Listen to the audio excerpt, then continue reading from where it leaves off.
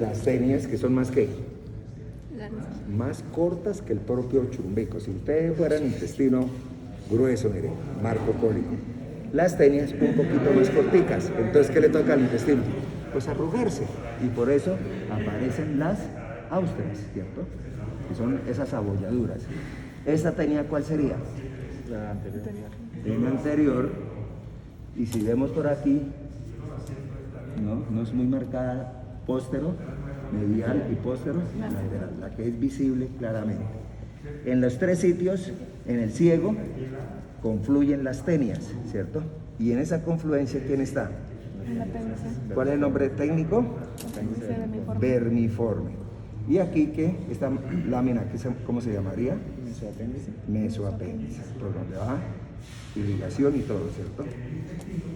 Bien. ¿Cuál es el mesopéndice? No, imagínense una lámina así, que hace que el apéndice no haga esto. Miren una diablura en esto del apéndice. La apéndice tiene que estar ahí suspendida.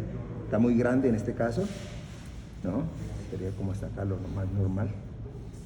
Es decir, 10 a 12 centímetros, está sobrándole esta. ¿No? Era un señor, la apendicular, De la ilíaco. de la iliocólica. Iliocólica, para el ilio, da para ciego y para el colon, ¿cierto? Y para el apéndice. Antes se llamaba ilioseco, apendículo cólico. Bueno, ahora esta muestra. Vamos ahora, esto sí repetir. Repite. Acá, nombre de la estructura, nivel de la estructura. Cardias, nivel. T11. Aquí no está bonito, les acepto, pero imaginemos lo que hay, aquí está, porque hay una incisión ahí muy cerca y lo deforma, ¿cierto? Mire, lo deforma. Mire lo que le hicieron. Mire, al estómago lo unieron al intestino. Entonces una gastro, lo debieron unir,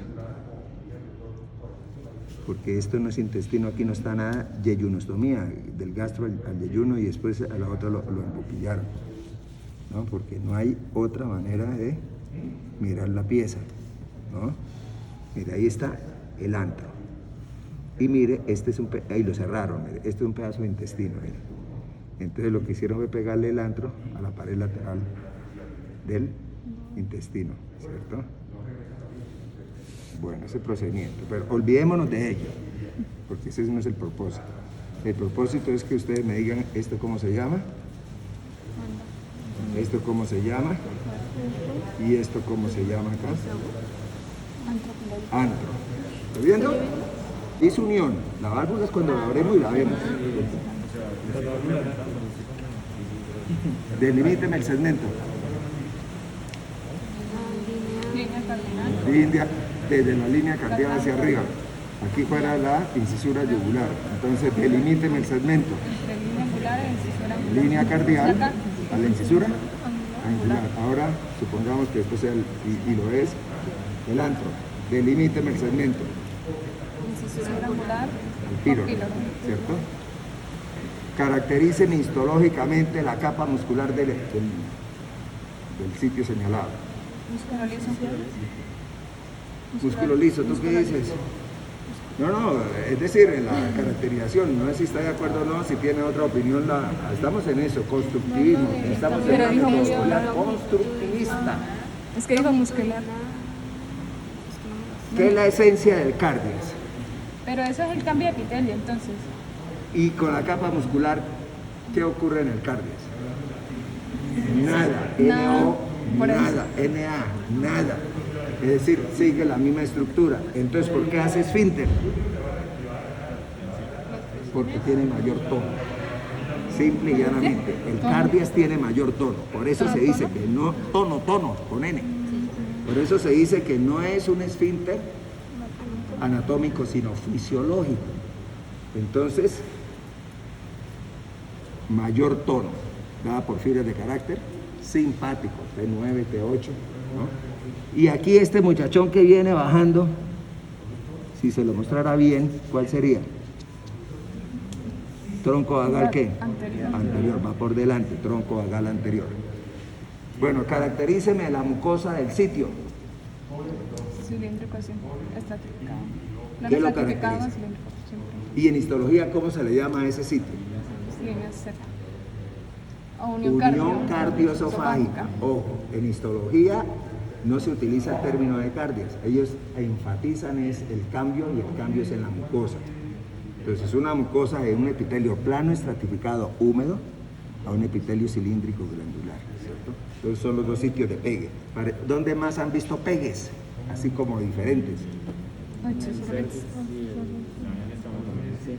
En el orificio exocervical, ¿cierto? Exocervical, o sea, en el sistema reproductor femenino. ¿Y dónde más van a ver un cambio? Pero no tan notable, pero sí. En la línea anal, margen del ano, ¿cierto? Que es, ambos son planos ahí, pero uno es queratinizado y otro no queratinizado, ¿cierto? Bueno, entonces, ¿por qué es que los niños recién nacidos vomitan mucho? La explicación es fisiológica. Ya sabemos que no es un esfínter anatómico. Entonces, ¿qué ocurre con ese tono muscular en el recién nacido? Pues es más débil, no está estructurado, no está bien madurito. Entonces el tono no es tan, de tal manera que el bebecito, usualmente si no se tiene cuidado, eso le enseña quién a quién, a cuidar el bebé. ¿Quién le enseña al cuidado del bebé? ¿Cuál es la mejor instructora? La mamá. La abuela. Por eso la abuela ahora está jubilada y dice, me voy a atender la hija. ¿A dónde? En Bogotá, y me voy a estar un mes y ya en el marido botado. ¿No? Me voy para el nieto, ¿no? Y entonces es a enseñarle lo que los libros no dicen de manera clarita. Porque yo ahora el niño por la noche y chille, y la mamá directa, ¿no? La de 28 años, ¿no? Ya, no me ha dicho ni chilla ni ya le intente. Entonces la mamá utiliza su sapiencia, dice, debe ser que algo, tiene mucho calor. No, está haciendo frío, pero tiene mucho frío. Quitémoslo, empelotémoslo, porque tal que haya una hormiguita. Y el chino, imagine quién no va a chillar haciéndolo único por hormiguita, ¿cierto? O se le apretó mucho el fajerito, cualquier cosa. Es decir, se hace esos métodos científicos, ir hacia la evidencia, búsqueda de la evidencia, ¿cierto?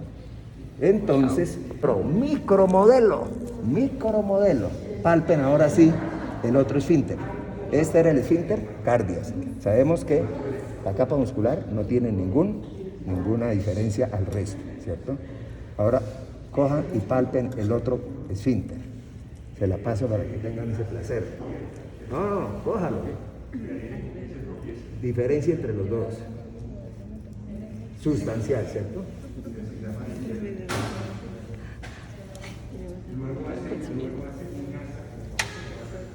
No se les va a olvidar que esto lo siente uno espeso, grueso, consistente, píloro.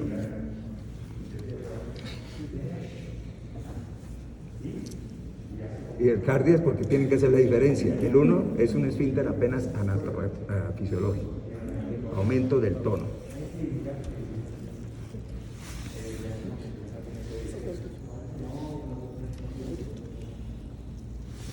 No, aquí es esa, no, aquí, ahí, es ahí.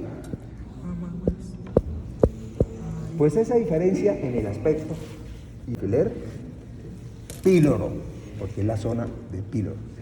Pero si lo abro, quiero ya verificar las capas, ¿cierto? Aquí abrimos, mire esa belleza del estómago, la mucosa del estómago. Entonces yo le podría, pregunta de esa, ¿qué sería? Tipo de epitelio, ¿cierto? Principales células o glándulas que se encuentran ahí, pero las que producen, bueno, eso lo van a ver ustedes, ¿cierto? Las principales, las que producen ácido clorhídrico, etcétera, etcétera. Ahora mire la capa muscular, no hay necesidad de usar lentes. Mire la capa muscular.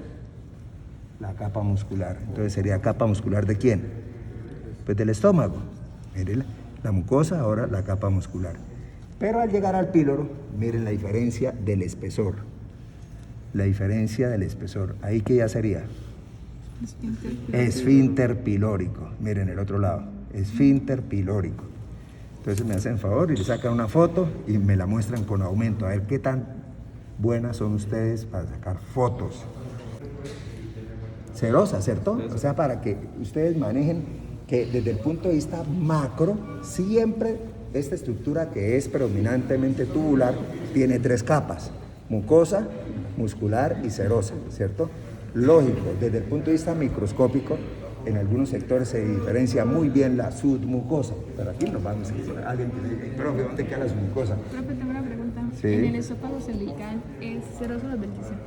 En el cervical, arriba, es Adventicia. adventicia. En el torácico, adventicia.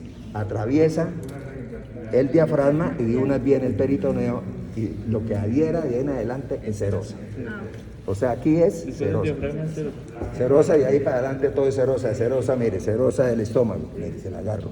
Serosa del estómago. ¿Cierto? Lo estoy abriendo. Ah, este está abierto. Mire. Y mire esa diferencia. Oh, aquí estamos haciendo también fundamentos de patología. Fundamentos de patología. Pero la serosa también Mire, es un... Ah, mire, dependiendo de cómo... mire esa diferencia entre la mucosa. Ahí, ¿qué dirían ustedes? Murosa con numerosos pliegues transversales, longitudinales, etc. Aquí, ¿qué diría? Mucosa lisa, sin pliegues y con focos, ¿qué? Cancerígeno. Hemorrágicos. Entonces, este es el diagnóstico, vean cómo lo diferencia: gastritis atrófica. Gastritis atrófica, con numerosos procesos inflamatorios y hemorrágicos. Vamos a diferenciar eso. Perfectamente este caso, mire la contextura también del esófago, oscura, ¿no? Quiere decir como impregnada de sangre, ¿no? Entonces perfectamente pudo ser de alguien que hubiese tenido una hematemesis, ¿no? O sea, vómito de sangre. Focos, mire. Bueno. Ahora empezamos.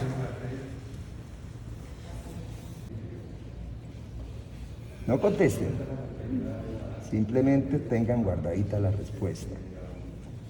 Guardadita la respuesta. Área irrigada por, especifique. O sea, vaya, especifique, en otras palabras, vaya al detalle. Porque perfectamente puede decir rama del tronco celíaco. Sí, ¿cierto? Y entonces, ¿cómo quedamos? Y aquí la misma pregunta. Y aquí la misma pregunta, mire, hay 3 preguntas ahí en uno. Y aquí la misma pregunta. Y aquí la misma pregunta. Entonces tenemos que podemos señalar la irrigación de manera específica en 5 áreas del estómago. A ver, escúchame.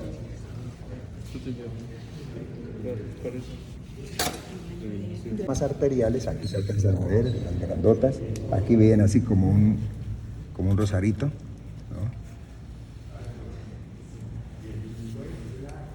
Aquí se alcanza a ver, mire, no estoy diciendo mentiras. Mire, esta es la arteria que viene acá. Mire, que es la rama final de esta ¿cómo se llama? Esta gastrodenal. ¿Y esta cómo se llama? Hepática común, sí señor, hepática común, ¿cierto? Y aquí está dando la hepática propia y la gastroduodenal. Pasa por detrás del área pilórica, mire, la gastroduodenal, detrás del área pilórica, mire.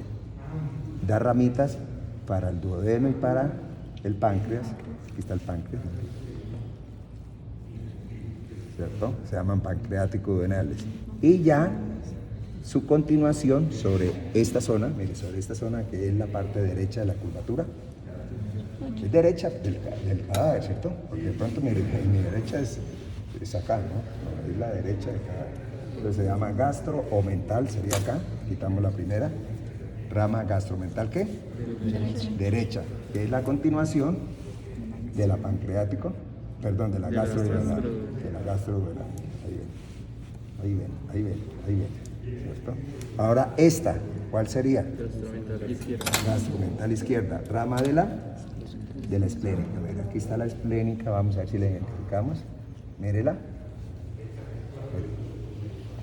Está vena esplénica y arteria esplénica. Acérquense que este es el libro de anatomía. Yo no pellizco.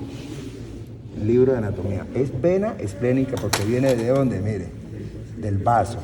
Y esta es la arteria esplénica, que es una de las ramas de este tronco el tronco celíaco. Está acá, perdón, mira, aquí está el tronco celíaco. Mira. Tronco celíaco, mira, tronco celíaco. Mira, aquí viéndolo por acá, mira, tronco celíaco, mira. Tronco celíaco, que da esplénica, ¿cierto? ¿Hepática qué? Común. ¿Y gástrica? Izquierda. Ahí está, ¿no? Se pueden acercar para que vean el tronco, que es un tronquito que sale de la aorta. En la o frente a la curvatura menor del estómago. Ahí está, precioso, las ramas celíacas. Tronco celíaco, gástrica izquierda, hepática común, hepática propia, gastroduodenal, ¿cierto? Y la que se va para el vaso sobre el páncreas. Mire, este glándula grande es el páncreas. Entonces se llama esplénica y termina en el vaso. Pero antes de llegarle al vaso, mire, comienza a dar una rama que comienza a bajar por acá. Y se llama gastroomental izquierda. Entre las dos gastromentales se establece una gran anastomosis. Si llega a obstruirse uno, la otra llega a complementar, ¿cierto? Y también de la esplénica, son difíciles de ver porque al levantarse se pueden cortar. Esta zonita pequeña, ¿quién la irriga? Entonces ya sacamos una respuesta: gastromental derecha, gastromental izquierda, la quitamos. Ahora el fondo gástrico, gástricas cortas o breves en la otra nomenclatura en latín.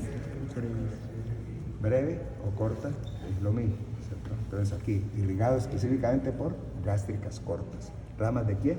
De la esplénica. Antes de que la esplénica se vuelva como un ramillete de ramitas para entrarle al amigo vaso. ¿Cómo? La gastromental izquierda es rama de la esplénica. Claro. Esplénica le va a aportar entonces. ¿Qué aporte le da la esplénica a la irrigación del vaso?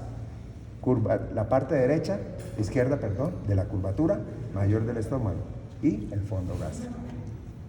¿No? El fondo gástrico. Bien. Ahora está la curvatura menor, que aquí tenemos la mayor parte de la curvatura menor. ¿Quién la irriga? Esta amiga que la estábamos viendo, mire, ahí la ven, del tronco celíaco, que se llama gástrica, ¿qué? Izquierda, mire, gástrica izquierda. Aquí sería gástrica izquierda, pero no le alcanza, porque es pequeña, mire. Es la ¿cuál es la mayor de las arterias del tronco celíaco? De mayor a menor. La esplénica. Mayor, un poquito menos la hepática común, y la que definitivamente es la más pequeña, gástrica izquierda.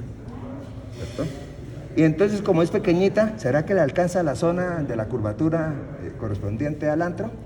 No, entonces viene en auxilio una arterita pequeña que viene de la hepática común, de la hepática propia, perdón. Usualmente viene la hepática propia y viene y se le da la irrigación a la zona antral de la curvatura menor. Entonces aquí sería gástrica izquierda, gástrica derecha. Entonces ustedes ya con ese examen, ya perfectamente yo he podido fabricar ya una pregunta con numerosas proposiciones, ¿no? La arteria gástrica izquierda es la más pequeña del tronco celíaco. Correcto, ¿cierto? O en tamaño, la arteria esplénica cursa sobre el borde del páncreas y termina, siendo la mayor de las ramas del tronco celíaco, cursa sobre el borde superior del páncreas y termina en el vaso. Correcto, ¿cierto? La gastroduodenal, ¿cierto? Termina con el nombre de gastromental izquierda. Pura ubicación de lado, ¿no? ¿Cierto?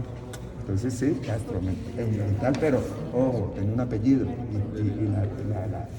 Usted dice la trampita, viene a decir, ¿cómo es la otra? ¿Cómo se dice? La cascarita, ¿no? El concepto, ¿cierto? De que uno debe fijarse bien en nombre y apellido, ¿cierto? Sí, es una gastromental, pero no es la izquierda, sino la derecha, ¿cierto?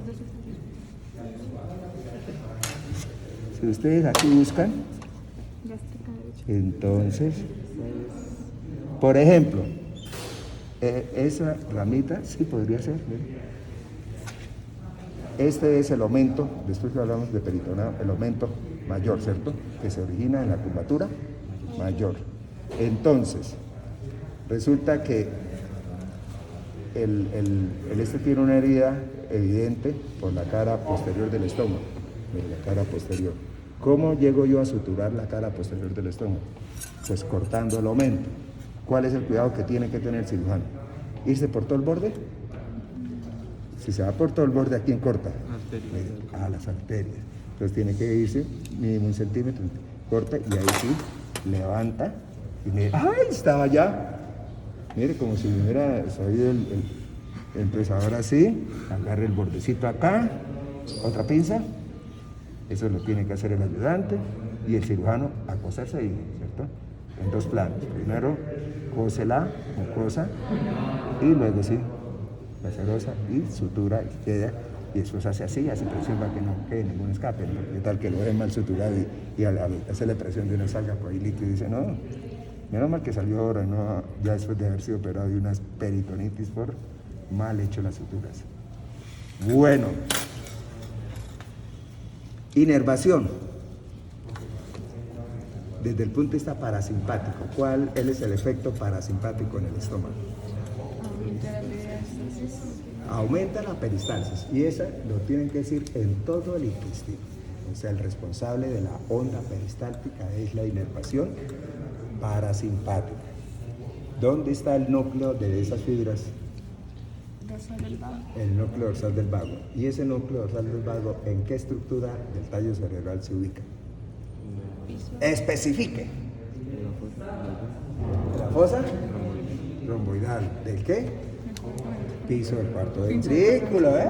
Eso toca volver a reemboinar, a veces toca volver a reemboinar. ¿Al lado de qué otra estructura se encuentra? Trígono gloso, ¿eh? Entonces repetimos, si yo estaba cobrando a ustedes boleta, ya les reforcé nuevamente. Piso del cuarto ventrículo, ¿cierto? Entonces, ¿dónde están, en esa inervación del estómago, dónde están ubicadas las neuronas, el soma de las neuronas postganglionares responsables de la peristalsis gástrica?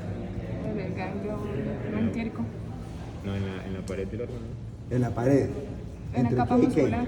En el plexo mientérico. Plexo mientérico, entre las Y el segundo. fibras circulares y las fibras longitudinales. ¿Cuáles son internas y cuáles son externas? Sí. Circular interna y longitudinal externa. Entonces se llama plexo mientérico. La muscular interna Y para secretar ácido clorhídrico, que es la otra función parasimpática en el estómago. Ya dijimos peristalsis. Ahora, producción de ácido clorhídrico. ¿A quién estimula esas fibras vagales? Al plexo submucoso. Por eso en el estómago muy importante la submucosa, porque ahí se encuentran somas también que se encargan de estimular las células parietales o principales. Parietales, ¿cierto? ¿No han visto fisiología todavía? Creo que esta semana tienen 2 horas de fisiología. No han tenido fisiología digestiva, ¿cierto? Pues en laboratorio. No, fisiología teórica, prefiero. No. Entonces esta semana tienen 2 horitas. Y la semana entrante empezamos, me toca pedirle el favor a la doctora Clarita porque viene el programa que estaba embriología. Hoy no tuvimos. ¿Ella dio hoy? Sí. Falta una de esto. Blanco le dio a dar, pero al final. Entérico y el otro plexo submucoso. Antes tenían epónimos, entonces se moría un epónimo y tocaba uno echar caricello, será el de Meissner, el de Auerbach, bueno, cualquier cuestión de eso, ¿cierto? Entonces, plexo mientérico y plexo submucoso. ¿Cuál es la otra función de la inervación parasimpática en el estómago? Ya le hemos señalado 2, peristaltismo, relajación tardía del esfínter pilórico. Porque se cuenta, ¿cómo es eso? Llega usted, manda el alimento, ¿no? Así le pasa atravesado por el esófago, pero le llega acá. Y tan pronto llega, ¿qué hace? Cierra, ¿cierto? El tono se vuelve grande. Y el píloro cierra. ¿Dónde está el del chinito chiquito? Acá. Entonces imagínense ustedes ya. Cierra y cierra, ¿no? Cierra y cierra. Significa que el alimento tiene que quedar un tiempo ahí encarcelado o retenido, para no, la cárcel es el nombre feo, retenido, ¿no? Tiempo en el cual no lo tiene porque sí, sino porque en el estómago se realiza la segunda fragmentación de los nutrientes. De tal manera que está cerrado, está cerrado. Si falla esto, ¿qué se va a producir? Si este esfínter falla, reflujo gastroesofágico, ¿cierto? Que es molestísimo, no deja dormir, entonces también hay que mirarlo. Y entonces este está también cerrado. Al cabo de un tiempo, por señales químicas y neurológicas, se supone que los carbohidratos son los primeros que están fragmentándose. Entonces son los primeros que están diciendo, déjenme pasar. Después siguen las proteínas y después las grasas. Entonces ya cuando han pasado 2 horas, un poco más, este esfínter, ¿cierto?, comienza a aflojarse, a relajarse, para que pase el contenido del estómago hacia el duodeno, pero no pase como quien dice, como si fuera un tsunami, sino De a poquito. poquito, y va pasando, ¿cierto? Va pasando hacia el duodeno, ¿cierto? Entonces, ese efecto de relajante tardío lo hace el vago. Bueno, vamos a mostrarle en algún cadáver, porque en esto no creo verle la ramita.